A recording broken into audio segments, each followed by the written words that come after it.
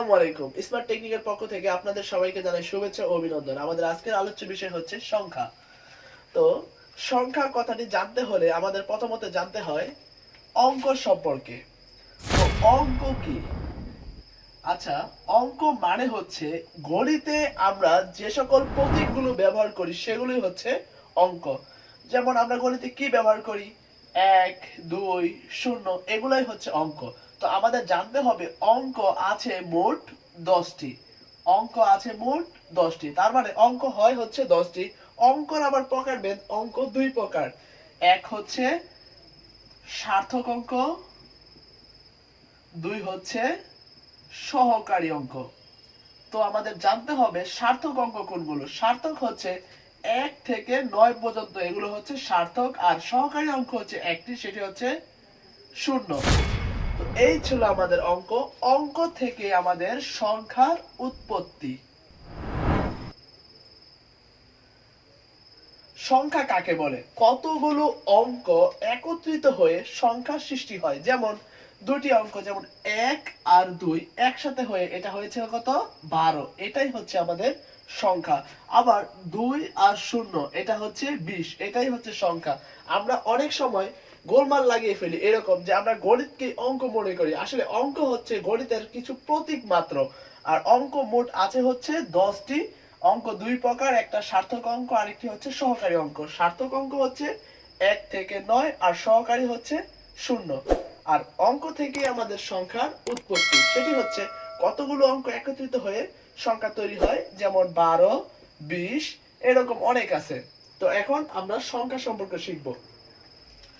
তো সংখ্যার প্রকারভেদগুলো আমাদের জানাটা খুবই জরুরি। তো সংখ্যা মূলত দুই প্রকার, একটি হচ্ছে বাস্তব সংখ্যা এবং আরেকটি হচ্ছে অবাস্তব সংখ্যা। কিন্তু আমাদের চাকরির পরীক্ষায় বাস্তব সংখ্যা অবাস্তব সংখ্যা তেমন দরকার হয় না। আমাদের মূলত টপিকটাই হচ্ছে বাস্তব সংখ্যা থেকে শুরু হয়। তাহলে আমরা এইটা লিখতেছি না যে সংখ্যা দুই প্রকার, একটা হচ্ছে বাস্তব সংখ্যা আরেকটা হচ্ছে অবাস্তব সংখ্যা। আমরা শুরু করব হচ্ছে সংখ্যা বাস্তব সংখ্যার প্রকারভেদ দিয়ে মূলত। তাহলে আমরা শিখব হচ্ছে বাস্তব সংখ্যার প্রকারভেদ। আর এই সংখ্যার প্রকারভেদের ভিতরে আমাদের অনেক কিছু জানা হয়ে যাবে। আর এখান থেকে আমাদের পরীক্ষাতে অনেক প্রশ্ন আসে। তো বাস্তব সংখ্যা দুই প্রকার। এক হচ্ছে মূলদ সংখ্যা, আরেকটি হচ্ছে অমূলদ সংখ্যা। মূলদ, অমূলদ। তো প্রথমত আমাদের জানতে হবে মূলদ সংখ্যা কি এবং অমূলদ সংখ্যা কি।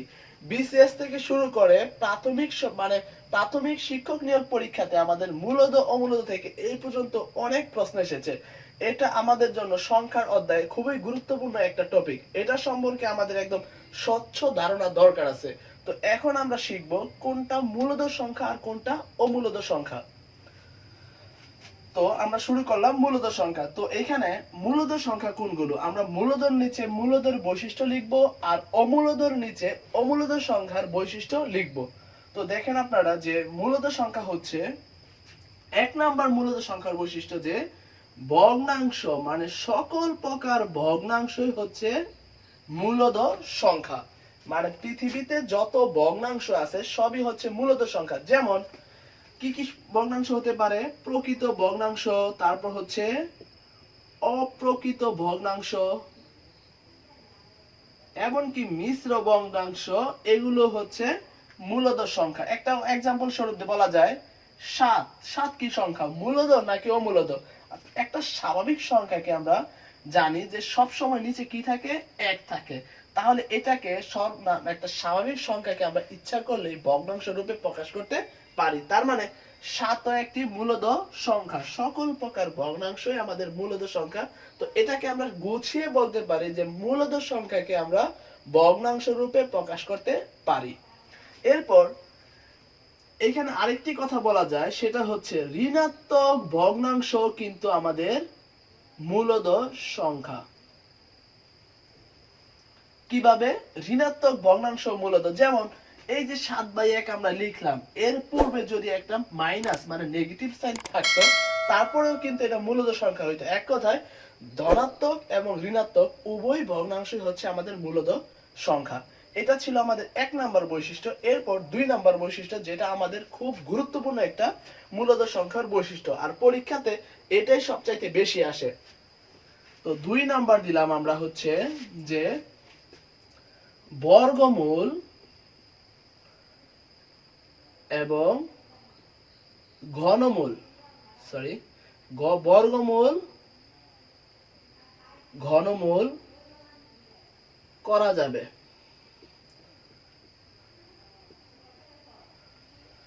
তো বর্গমূল ঘনমূল করা যাবে, আসলে অমূলদ সংখ্যাও কিন্তু বর্গমূল করা যায়, কিন্তু সেগুলোর পরে দশমিক আসে। তো আমরা মনে রাখার জন্য আমরা জাস্ট শর্ট টেকনিকে কিভাবে মনে রাখা যায়, পরীক্ষাতে উত্তর করা যায়, জাস্ট সেভাবে শিখবো। তো আমরা শিখতেছি যে মূলদ সংখ্যাকে বর্গমূল এবং ঘনমূল করা যাবে। যেমন পরীক্ষাতে যদি আসে √4 কি সংখ্যা, দেখেন √4 এর সাথে যদি এটাকে আমরা বর্গমূল করি আর অ্যান্সার আসে 2, তার মানে এটা একটি মূলদ সংখ্যা। আবার যদি বলি √16 বা √16, এটাকে কি হবে, রুট করলে 4, এটা হচ্ছে মূলদ সংখ্যা, কারণ এই দুইটাকে আমরা কি করতে পেরেছি, বর্গমূল করতে পেরেছি। তাহলে যেহেতু বর্গমূল ঘনমূল করা যাবে, অমূলদ সংখ্যার বৈশিষ্ট্য বলাই যায় যে বর্গমূল ঘনমূল করা যাবে না। তাহলে অমূলদের 1 নাম্বার বৈশিষ্ট্য আমরা লিখতে পারি যে বর্গমূল ঘনমূল করলে, মানে করা যাবে না লিখতেছি আমি, দেখেন বর্গমূল ঘনমূল করা যাবে না, এর মানে হচ্ছে বর্গমূল ঘনমূল করা গেলে স্বাভাবিক কোনো সংখ্যা আসবে না। যেমন আপনি যদি √2 কে বর্গমূল করতে যান, এটা কিন্তু কোনো স্বাভাবিক সংখ্যা আসবে না, আমাদের দশমিক সামথিং আসবে কিছু। তো যে সকল সংখ্যাকে আমরা বর্গমূল ঘনমূল করব সেটাকে মূলদ বলবো, যেটাকে করা যাবে না সেটাও মূলদ, ডিরেক্ট আমাদের সুন্দর সমাধান। যেমন এবার ঘনমূলের একটা উদাহরণ দেখি। 27 কে যদি আমি ঘনমূল করি তার অ্যান্সার হয় হচ্ছে 3, কারণ 3টা 3 গুণ করলে হয় আমাদের 27, 3 3 এ 9 আর 3 9 27।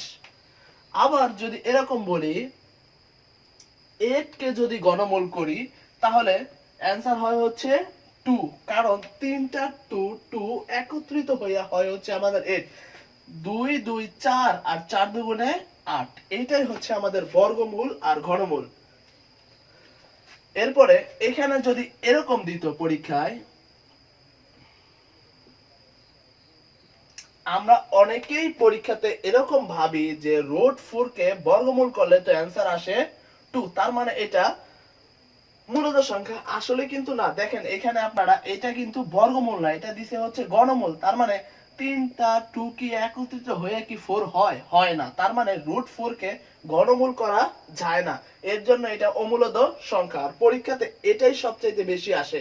আর আজকের ক্লাসে আমরা টপিকের সাথে আমরা উদাহরণ করব না, উদাহরণ দেখব একদম শেষে। প্রথমত টপিকটা আপনারা মাথায় মেমোরাইজ করবেন, বোঝার চেষ্টা করবেন, তারপর যখন আপনারা উদাহরণটা দেখবেন তখন আপনাদের অঙ্ক বুঝতে অনেক সুবিধা হবে, আমি মনে করতেছি এরকম। তো এটা হচ্ছে আমাদের 2 নাম্বার বৈশিষ্ট্য ছিল। এবার মূলদ সংখ্যার আরেকটি বৈশিষ্ট্য আমি লিখব, সেটা হচ্ছে পৌনঃপুনিক যুক্ত সংখ্যা। পৌনঃপুনিক যুক্ত সংখ্যা। আচ্ছা, পৌনঃপুনিক যুক্ত সংখ্যা মানে কি? মনে করেন যে 1.3 তার উপরে একটা ডট দেওয়া আছে, বা বাংলায় যদি লিখি 2.28, মানে 2.28, 8 এর উপরে একটা ডট আছে, 2 এর উপরে একটা ডট আছে, তার মানে এইটা কি বলা হয়, পৌনঃপুনিক যুক্ত সংখ্যা।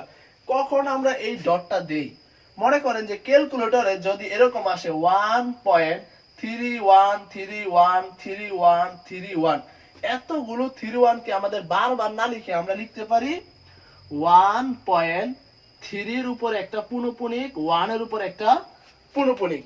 আবার যদি এরকম আসে 2.8888, তার মানে আমি এটাকে আমি লিখতে পারি 2.8 এর উপরে একটা পৌনঃপুনিক।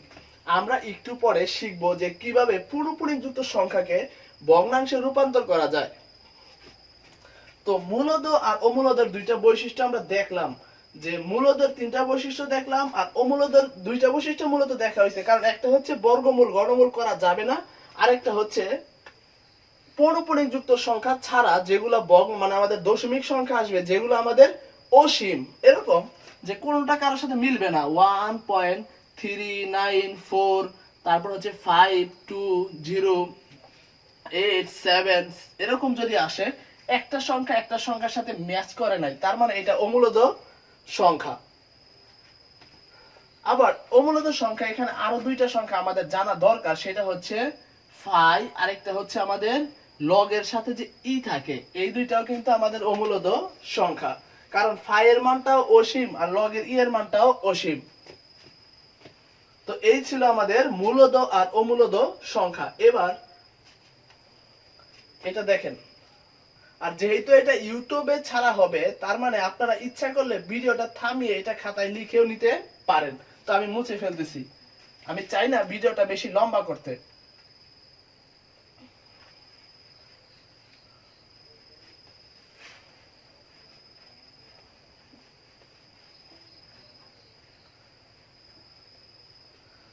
এবার দেখেন আপনারা, মূলদ সংখ্যাকে আমি আবার দুই ভাগে ভাগ করতে পারি। সেটা হচ্ছে, একটা হচ্ছে আমাদের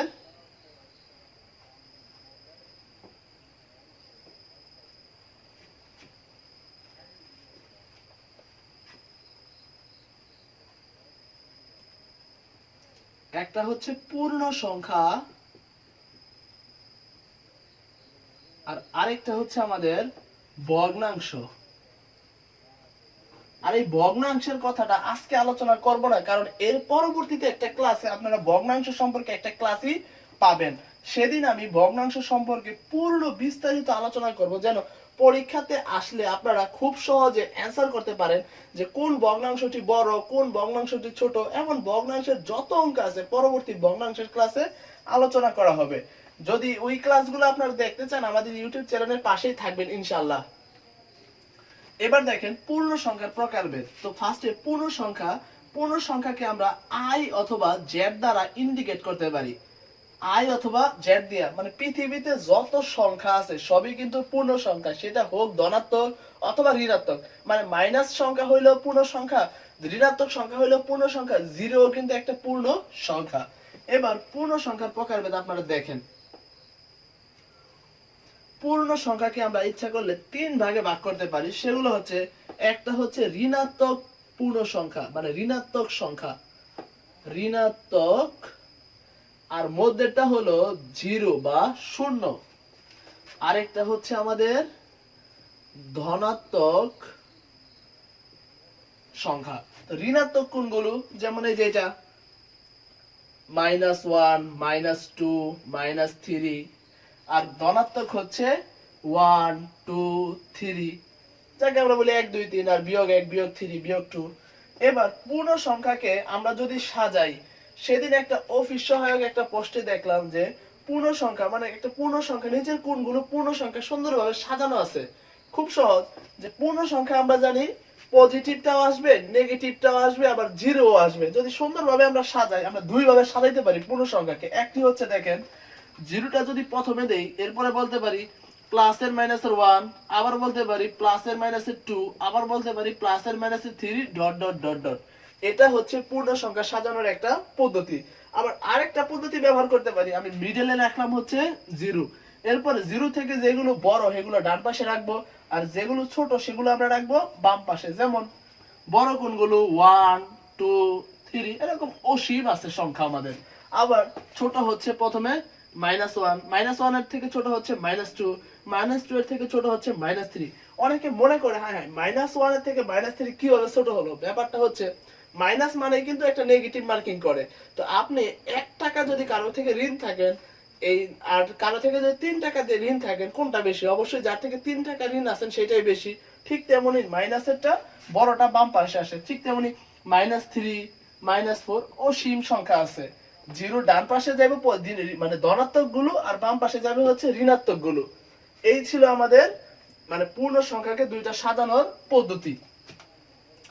তো আমরা শিখলাম পূর্ণ সংখ্যা মানে হচ্ছে শূন্য, ধনাত্মক, ঋণাত্মক সব।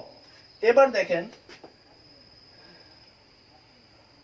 এই ধনাত্মক সংখ্যা থেকে অনেক সংখ্যার উৎপত্তি হয়েছে পৃথিবীতে। সেগুলো হচ্ছে আমাদের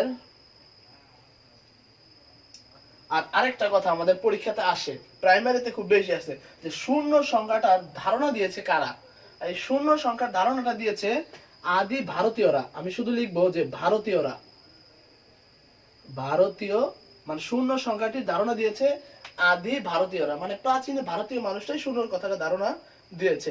তো এবার মানে ধনাত্মক সংখ্যা থেকে তৈরি হয় কিগুলো, কি সংখ্যা, স্বাভাবিক সংখ্যা। স্বাভাবিক সংখ্যা। তো স্বাভাবিক সংখ্যা কোনগুলো, স্বাভাবিক সংখ্যাকে ইংরেজিতে বলা হয় ন্যাচারাল নাম্বার। ন্যাচারাল নাম্বার, যার জন্য স্বাভাবিক সংখ্যার প্রতীক হচ্ছে আমরা n বলি। তো অনেকেই যদি বলে স্বাভাবিক সংখ্যা কোনগুলো, সবাই শুরু করে 0 1 2 3। না, এখানে শূন্যটা হবে না ভাইয়ারা, আপনারা একটু দেখেন যে শূন্যটা কিন্তু আমাদের ইতিমধ্যে বাদ হয়ে গেছে, কারণ স্বাভাবিক সংখ্যাটা তৈরি হয় কই থেকে, ধনাত্মক সংখ্যা থেকে। এর জন্য এর শুরুটা শূন্যর পর থেকে হবে। যেমন আপনি দিতে পারেন যে 1 2 3 4, শূন্যটা এখানে হবে না, ডট ডট ডট ডট। এরপর স্বাভাবিক সংখ্যা আছে, তারপরে এই ধনাত্মক সংখ্যা থেকে আমাদের কি জোড় সংখ্যা আছে, তারপরে এখান থেকে আছে হচ্ছে আমাদের বিজোড় সংখ্যা। আবার অনেকে প্রশ্ন করে যে শূন্য কি জোড় সংখ্যা না বিজোড় সংখ্যা। না, শূন্য তো জোড় সংখ্যাও না বিজোড় সংখ্যাও না, কারণ ধনাত্মক সংখ্যার পর থেকে কিন্তু আমাদের জোড় সংখ্যা বিজোড় সংখ্যা, শূন্যটা তো আমার আগেই বাদ পড়ে গেছে। এরপর আপনারা দেখেন যে জোড় বিজোড়, তারপরে এখানে আছে খুব গুরুত্বপূর্ণ কিছু মৌলিক, তারপর হচ্ছে যৌগিক সংখ্যা, মৌলিক সংখ্যা, তারপর যৌগিক সংখ্যা। আর সংখ্যা পদ্ধতি অধ্যায়ে মানে সংখ্যা অধ্যায়ে আমাদের আরো কিছু গুরুত্বপূর্ণ টপিক আছে, সেগুলো হচ্ছে গুণনীয়ক, আবার ধরেন যে গুণিতক। আশা করব আজকের ক্লাসে আপনাদের সব ভালোভাবে শেখানোর জন্য, যাতে আপনারা পরীক্ষাতে সঠিক উত্তরটা দিতে পারেন। তো এখন আমরা এই সংখ্যা পদ্ধতির এই যে 4টা প্রকারভেদটা মুছে ফেলবো। এখন আমরা ধীরে ধীরে জোড় বিজোড় সংখ্যা সম্পর্কে জানবো ভালোভাবে, মৌলিক যৌগিক সম্পর্কে জানবো, তারপর গুণনীয়ক কি গুণিতক কি জানবো, তারপর চেষ্টা করব আজকের ক্লাসে আপনাদের ভাজ্য ভাজক ভাগফল গুণফল এই সংক্রান্ত যত অঙ্কগুলো আসে প্লাস বিভাজ্য গুলো জানানোর জন্য। তো আমি এটা মুছতেছি।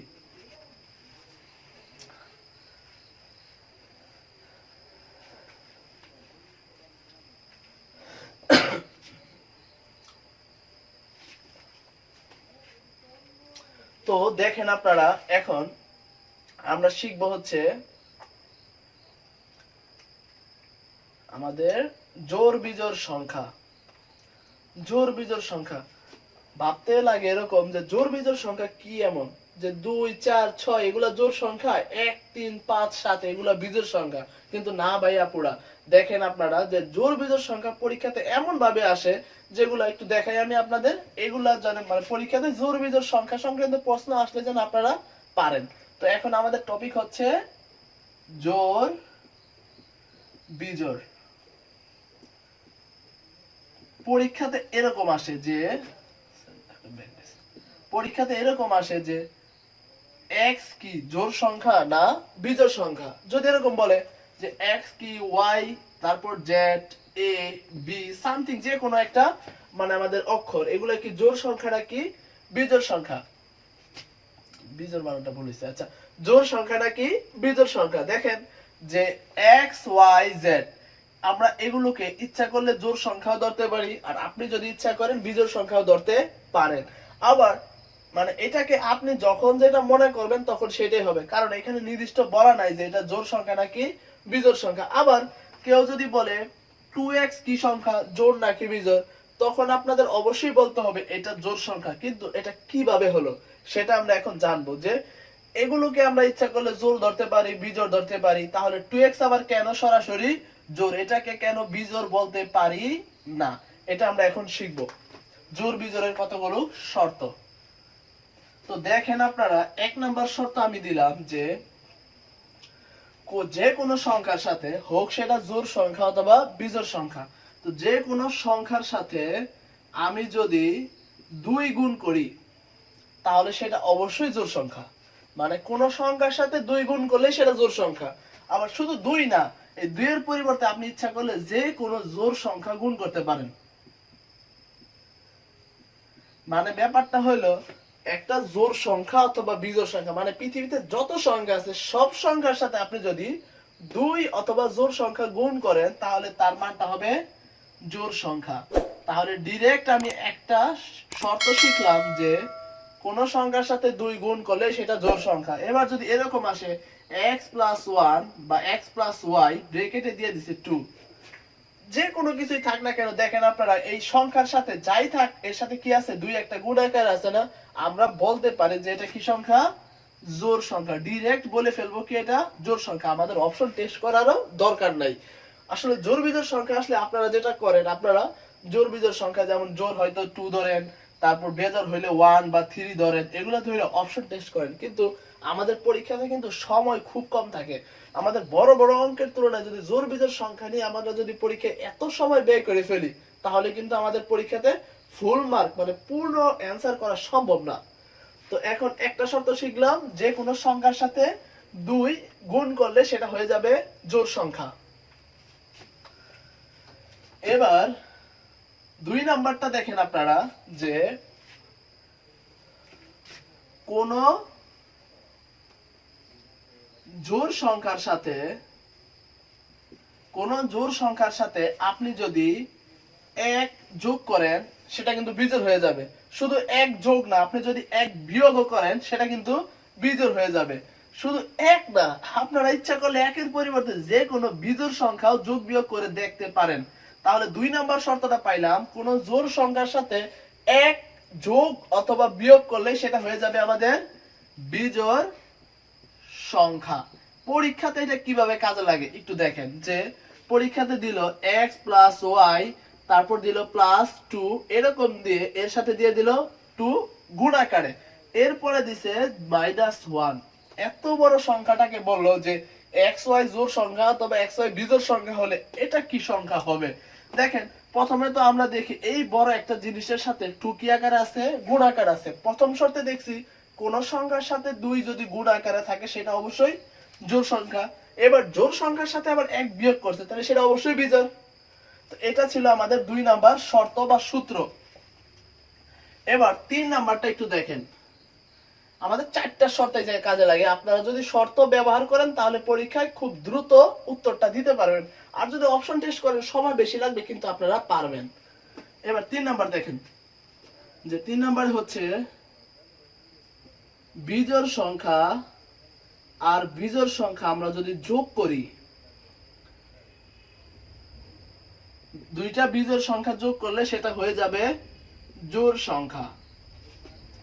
আসলে এইভাবে কিন্তু আমরা পারি যে 1 আর 3 দুইটা বিজোড় সংখ্যা যদি যোগ করি সেটা হয় 4। কিন্তু পরীক্ষা এইভাবে দেয়, প্রশ্নে বলা থাকে mn দুইটি বিজোড় সংখ্যা, নিচের কোনটি সঠিক, এরকম দেওয়া নিচের কোনটি জোড় সংখ্যা হবে। যেই প্রশ্নের ভিতরে যেই অপশনে আমাদের এটা থাকবে সেটাই উত্তর হবে। আর এই মানে আমাদের যে প্র্যাকটিস গুলো আছে সেগুলো আমরা নিয়মগুলো শেখার পরে একদম শেষে আমরা দেখবো প্র্যাকটিস গুলো, আমরা সব যা যা শিখলাম সবগুলো থেকে উদাহরণ দেখবো যে পরীক্ষায় কিভাবে আসে। তো এটা ছিল শর্ত 3, এটা ছিল শর্ত 4, দুইটা বিজোড় সংখ্যা গুণ করলে সেটা হবে বিজোড় সংখ্যা। বিজোড়ে বিজোড়ে যদি আমি গুণ করি তাও সেটা হবে বিজোড় সংখ্যা। এই ছিল আমাদের জোড় বিজোড় সংখ্যা মানে সংখ্যা সংক্রান্ত কিছু সূত্র বা শর্ত বা যে ফর্মুলা মনে করেন তাই। এগুলো যদি আপনার মাথায় মেমোরাইজ করা থাকে তাহলে পরীক্ষায় খুব দ্রুত উত্তর করা সম্ভব। আর কিভাবে খুব দ্রুত উত্তর করা সম্ভব তা আমরা একটু পরেই সবগুলো নিয়ম শিখে শেষে যখন আমরা অনুশীলন করব পরীক্ষার প্রশ্ন, তখন আপনারা বুঝতে পারবেন যে কিভাবে এত দ্রুত অঙ্ক করা সম্ভব। তো এতক্ষণ আমরা শিখলাম জোড় বিজোড় সংখ্যা, এখন আমরা দেখব হচ্ছে মৌলিক সংখ্যা আর যৌগিক সংখ্যা। আমাদের মৌলিক সংখ্যাটা জানলেই মূলত হয়ে যাবে, কারণ মৌলিক সংখ্যা ছাড়া বাকি যতগুলো সংখ্যা থাকবে তাই হচ্ছে আমাদের যৌগিক সংখ্যা। তো মৌলিক সংখ্যা কোনগুলো? তো প্রথমত মৌলিক সংখ্যা কাকে বলে আমাদের জানতে হবে। মৌলিক সংখ্যা হলো যে এক থেকে বড় যে সকল সংখ্যাকে ওই সংখ্যা এবং এক ছাড়া অন্য কোন সংখ্যা দ্বারা ভাগ করা যায় না। তাহলে আমরা কি পাইলাম, এক থেকে বড় যে সকল সংখ্যাকে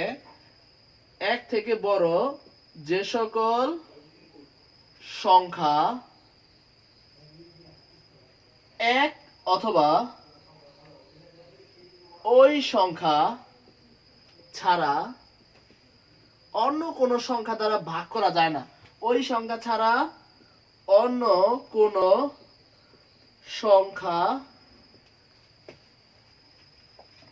দ্বারা ভাগ করা যায় না, সেগুলো হচ্ছে মৌলিক সংখ্যা, ভাগ করা যায় না। খুব দ্রুত লিখলাম, একটু দেখেন আপনারা যে এক থেকে বড়, তার মানে এক তো অবশ্যই বাদ। অনেকে মনে করেন এক হচ্ছে মৌলিক সংখ্যা, না এক না, কারণ আমাদের সংজ্ঞাই দিয়ে দিলাম এক থেকে বড়, তার মানে এক বাদ। এক থেকে বড় যে সকল সংখ্যাকে আমরা এক অথবা ওই নিজ সংখ্যা ছাড়া অন্য কোনো সংখ্যা দ্বারা ভাগ করতে পারবো না, সেটা হচ্ছে মৌলিক সংখ্যা। যেমন আমি যদি দেখি যে এক তো বাদ হয়ে গেল, দুইকে কিন্তু অন্য সংখ্যা দ্বারা ভাগ করা যায় না। তারপর দেখেন তিনও কিন্তু অন্য সংখ্যা দ্বারা ভাগ করা যায় না, কারণ তিনকে শুধুমাত্র এক দিয়ে ভাগ করা যায় আর ওই সংখ্যা দিয়ে ভাগ করা যায়। এবার চারকে আমরা দেখি, দেখেন চারকে কিন্তু চার দিয়ে ভাগ করা যাবে, চার একে চার, আবার এক দিয়েও ভাগ করা যাবে। এগুলো ছাড়া দেখেন চারকে আমরা ইচ্ছা করলে দুই দিয়েও কিন্তু ভাগ করতে পারি, দুই দুগুণে চার, তার মানে চার মৌলিক সংখ্যা নয়, এটা হচ্ছে যৌগিক সংখ্যা। আবার পরীক্ষা না শুধু অনেকেই বলে আচ্ছা এক কি মৌলিক সংখ্যা নাকি যৌগিক সংখ্যা। তো যেহেতু এক মৌলিক সংখ্যা না, তার মানে এক যৌগিক সংখ্যা, এটা অনেকেই মনে করে, কিন্তু আসলে তা নয়। এক মৌলিক সংখ্যাও নয়, এক যৌগিক সংখ্যা নয়, এক হচ্ছে সংখ্যার শুরুর একটা প্রতীক মাত্র। এক মৌলিকও না এবং যৌগিকও না। তার মানে মৌলিক সংখ্যা আমরা দেখলাম যে যেগুলোকে এক ছাড়া অন্য কোনো সংখ্যা দ্বারা, মানে ওই সংখ্যা ছাড়া অন্য কোনো সংখ্যা দ্বারা ভাগ করা যাবে না। এবার পরীক্ষায় কিভাবে আসে সেটা আমরা একটু দেখব। আর পরীক্ষায় মৌলিক সংখ্যা প্রতিবারই আসে, মানে প্রাথমিক শিক্ষক নিয়োগ পরীক্ষায় প্রায় দেখা যায়, এমনকি বিসিএস এও আসে। তো মৌলিক পরীক্ষা মানে মৌলিক সংখ্যা পরীক্ষায় পারার জন্য আমাদের যে নিয়মগুলো জানতে হবে সেগুলো হচ্ছে, মানে পরীক্ষায় কিভাবে আসে। পরীক্ষায় এরকম আসে যে 1 থেকে 100 পর্যন্ত মৌলিক সংখ্যা কয়টি। তো আমরা জানবো যে 1 থেকে 100 পর্যন্ত মৌলিক সংখ্যা হচ্ছে 25টি। আবার এটাও আসে যে 100 থেকে 200 পর্যন্ত মৌলিক সংখ্যা কয়টি, আর 100 থেকে 200 পর্যন্ত মৌলিক সংখ্যা হচ্ছে 21টি। কিছু কিছু পরীক্ষায় আবার পরীক্ষার প্রশ্ন এরকমও থাকে যে 1 থেকে 200 পর্যন্ত কয়টি। তাহলে দেখেন যে 1 থেকে 100 যদি 25 হয়, 100 থেকে 200 যদি 21 হয়, 1 থেকে 200 হবে দুইটার যোগফল মানে 46টি। এগুলো পরীক্ষায় আসে। শুধু এরকম না, এমনও আসে যে 10 থেকে 50 পর্যন্ত কয়টি, আবার বলে 13 থেকে 22 পর্যন্ত কয়টি, এরকমও পরীক্ষায় দেখা যায়। তো মৌলিক সংখ্যায় ভালো করতে হলে আমাদের কতগুলো মৌলিক সংখ্যা মুখস্থ করতে হবে, তাহলে পরীক্ষায় এত অপশন টেস্ট করার কোনো দরকার হবে না। তো মুখস্থ করতে হলে আমাদের কতটুকু মুখস্থ করা দরকার, বেশিরভাগ গুরুত্বপূর্ণ হচ্ছে 1 থেকে 100, এরপরে আসে 100 থেকে 200। তো আমি এখন আপনাদের দেখাবো 1 থেকে 100 আপনারা কিভাবে মনে রাখবেন। তো এটা মনে রাখার জন্য আমরা একটা মোবাইল নাম্বারের মধ্যে একটা সংখ্যা মনে রাখবো, সেটা হচ্ছে 4422322321।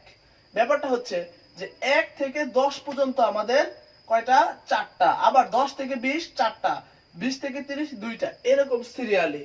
তো দেখেন আপনারা 1 থেকে 10 পর্যন্ত কয়টি আছে, চারটি। কি কি, 2 3 5 7। আবার 10 থেকে 20 চারটি, 11 13 17 19। 20 থেকে 30 দুইটি, 23 29। 30 থেকে 40 দুইটি, 31 37। আবার 40 থেকে 50 হচ্ছে তিনটি, 41 43 47। আচ্ছা, গত ক্লাসে আমি যখন এই ক্লাসটাই লাইভে নিচ্ছিলাম তখন একজন বলতেছে ভাইয়া যে 49টা কেন জানি আমার কাছে মৌলিক সংখ্যা মনে হয়, কারণ 49টা মৌলিক মনে হয়। আমি আবার বললাম যে না, মনে রাখবেন যেগুলোকে আপনার মৌলিক সংখ্যা মনে হবে। দেখেন 49 কিন্তু 7 দ্বারা বিভাজ্য, 7 7 49, তার মানে এটা যেহেতু ওই সংখ্যা ছাড়া অন্য সংখ্যা দ্বারা বিভাজ্য, তাহলে এটা কখনোই মৌলিক সংখ্যা না। 49 হচ্ছে আমাদের যৌগিক সংখ্যা। এরপরে দেখেন যে 40 থেকে 50 আছে কয়টি, তিনটি, 41 43 47। আবার 50 থেকে 60 দুটি, 53 59। 60 থেকে 70 দুইটি, 61 আর 67। 70 থেকে 80 হচ্ছে তিনটি, 71 73 79। আর 80 থেকে 90 হচ্ছে দুইটি, 83 আর হচ্ছে 89। আমাদের লেখা হয় নাই, সেটা হচ্ছে যে 90 থেকে 100। আচ্ছা, এগুলো মূলত কিন্তু 11 থেকে, কিন্তু পরীক্ষায় যেহেতু 10 থেকে আসে, মানে 10 কখনো মৌলিক সংখ্যা না, কারণ মৌলিক সংখ্যা না হওয়ার কিছু শর্ত আছে, সেগুলো আমি আপনাদের বলে দিব এখনই। তার আগে দেখেন 90 থেকে 100 নিয়ম অনুযায়ী কয়টি হবে? একটি, সেটা হচ্ছে আমাদের 97। তো এটা শিখলাম আমরা 1 থেকে 100 পর্যন্ত। এবার এই 100 থেকে 200 পর্যন্ত এটা আমি লিখে সময় নষ্ট করতেছি না, আপনারা এটা ভিডিও স্ক্রিনে দেখতে পাবেন। আর 100 থেকে 200 এটা আপনারা এখন ভিডিও স্ক্রিনে দেখতে পাবেন। এটা ছিল আমাদের 100 থেকে 200। এবার আপনাদের শেখাবো হচ্ছে মানে মৌলিক সংখ্যা না হওয়ার কিছু শর্ত, মানে যেগুলো কখনোই মৌলিক সংখ্যা হবে না। যেমন 2 ছাড়া 1 নম্বর শর্ত হচ্ছে মৌলিক সংখ্যা না হওয়ার শর্ত, 2 ছাড়া কোন জোড় সংখ্যা, মানে 2 ছাড়া, 2 যেহেতু মৌলিক সংখ্যা, তো 2 ছাড়া কোন জোড় সংখ্যা কখনো মৌলিক সংখ্যা হতে পারবে না। আবার 2 নম্বর হচ্ছে 5 ছাড়া যে সকল সংখ্যার শেষে সংখ্যার শেষে 5 অথবা 0 থাকবে, মানে কোন সংখ্যার শেষে 5 অথবা 0 থাকলে সেটা কিন্তু মৌলিক সংখ্যা হবে না, সেগুলো হয়ে যাবে যৌগিক সংখ্যা। এগুলো হচ্ছে মৌলিক সংখ্যা না হওয়ার শর্ত। এগুলো ছিল আমাদের মৌলিক সংখ্যা না হওয়ার শর্ত। এবার এই মৌলিক সংখ্যা নির্ণয় করতে গেলে আমাদের যেগুলো না জানলে নয় সেটা হচ্ছে বিভাজ্যতা। এই বিভাজ্যতা ব্যাপারটা আমাদের গণিত শর্টকাটে করার জন্য বলেন বা যে কোনো কারণে বলেন, আমাদের বিভাজ্যতা ব্যাপারটা হচ্ছে খুব দরকারি। যেমন বিভাজ্যতা কি এখন আমরা দেখব, দেখেন একটু আপনারা। বিভাজ্যতা মানে 2 দ্বারা বিভাজ্য কোন সংখ্যাগুলো, 3 দ্বারা বিভাজ্য কোন সংখ্যাগুলো, 4 দ্বারা বিভাজ্য কোন সংখ্যাগুলো, সেগুলো আমরা একটু দেখি। দেখেন আমি লিখে দিয়েছি শর্টকাটে। এখন আমরা শিখব বিভাজ্যতা।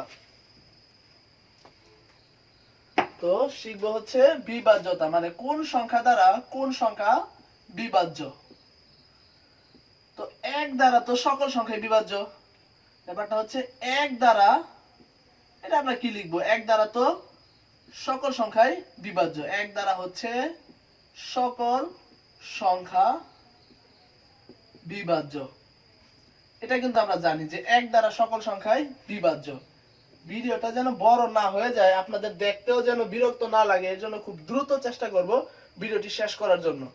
এবার 2 দ্বারা বিভাজ্য কি, 2 দ্বারা বিভাজ্য কোনগুলো হবে?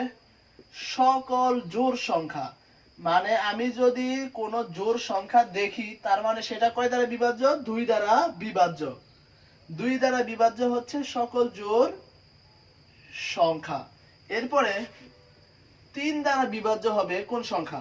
সরি, এরপরে 3 দ্বারা বিভাজ্য হবে ওই সংখ্যা যদি সংখ্যার যোগফল 3 দ্বারা বিভাজ্য হয়। সংখ্যার যোগফল 3 দ্বারা বিভাজ্য হয়। এটা আমি একটু দেখাই, দেখেন। মনে করেন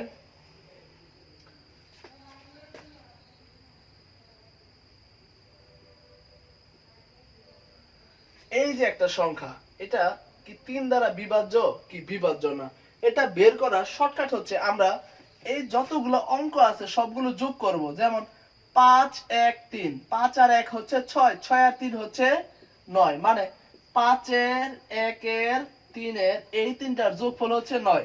এবার 9 যদি 3 দ্বারা বিভাজ্য হয়, তার মানে এই সংখ্যাটাও 3 দ্বারা বিভাজ্য। তাহলে 9 কে 3 দ্বারা ভাগ করলে উত্তর হয় 3। যেহেতু 9 3 দ্বারা বিভাজ্য, তার মানে এই সংখ্যাটা অবশ্যই 3 দ্বারা বিভাজ্য হবে। আপনারা চাইলে একটু চেষ্টা করে দেখতে পারেন।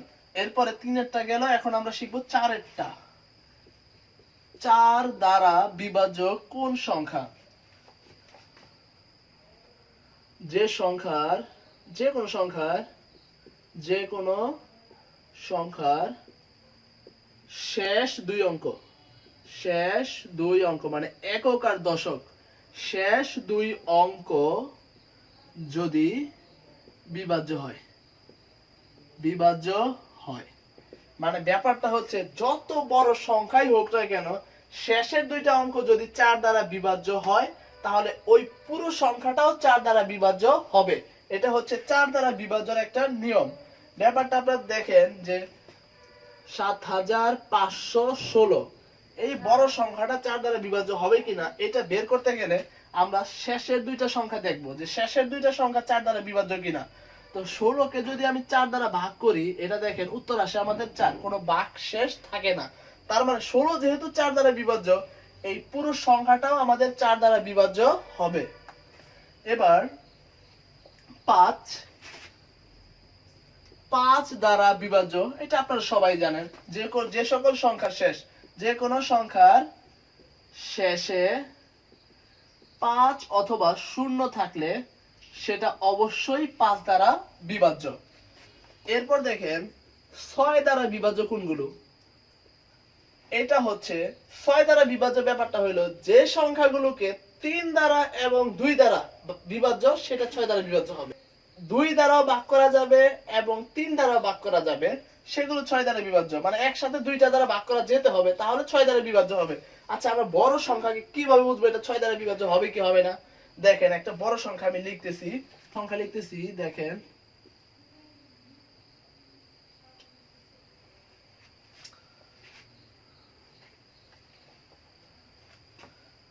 দেখেন সংখ্যাটা, এই সংখ্যাটা 6 দ্বারা বিভাজ্য হবে কিনা। প্রথমত আমাদের দেখতে হবে এটা 2 দ্বারা বিভাজ্য কিনা। দেখেন যে এই সংখ্যাটা যেহেতু জোড় সংখ্যা তার মানে এটা 2 দ্বারা বিভাজ্য, আমি কনফার্ম এটা 2 দ্বারা বিভাজ্য। এখন এটা 3 দ্বারা বিভাজ্য কিনা, কারণ আমরা 3 এর সূত্র একটু আগে শিখছি যে সব অঙ্কগুলোর যোগফল যদি 3 দ্বারা বিভাজ্য হয় তার মানে এই পুরো সংখ্যাটাই 3 দ্বারা বিভাজ্য হবে।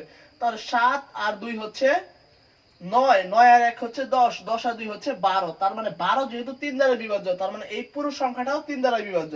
আর যেহেতু এই সংখ্যাটা 2 দ্বারা বিভাজ্য 3 দ্বারা বিভাজ্য সুতরাং এটা 6 দ্বারাও বিভাজ্য হবে। আর এবার দেখেন 8 দ্বারা বিভাজ্য।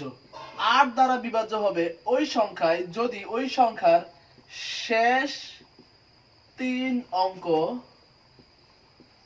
8 দ্বারা বিভাজ্য হয়, মানে যে সকল সংখ্যা বড় কোন সংখ্যা শেষ 3 অঙ্ক যদি 8 দ্বারা ভাগ করা যায় তাহলে সেই সংখ্যাটা অবশ্যই 8 দ্বারা বিভাজ্য হবে।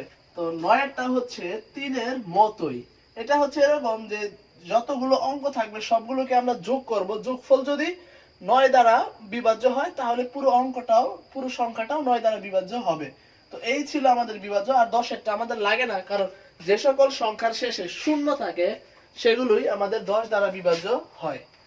এবার আমরা দেখব একটু গুণনীয়ক আর গুণিতক। দেখেন এখন আমরা শিখতেছি হচ্ছে গুণনীয়ক আর হচ্ছে গুণিতক। দেখেন এই দুইটা মনে রাখার শর্ট একটা টেকনিক দিচ্ছি আপনাদের। গুণিতকের ভিতরে ত আছে আর ত মানে মনে রাখবেন এটা হচ্ছে নামতা, কারণ নামতার ভিতরেও কিন্তু ত আছে।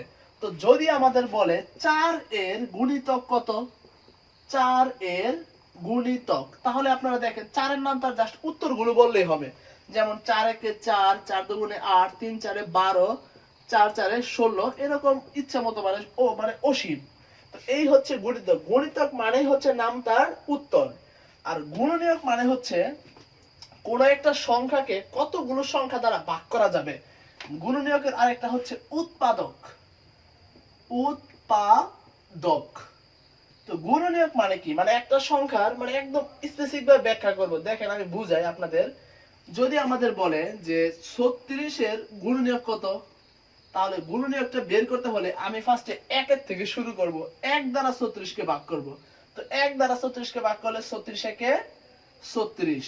আবার 2 দ্বারা ট্রাই করব যে 2 দিয়া কত, তাহলে 18 দুগুণে 36 আর 3 দিয়া হচ্ছে 3 12 36 আর 4 দিয়ে 4 9 36।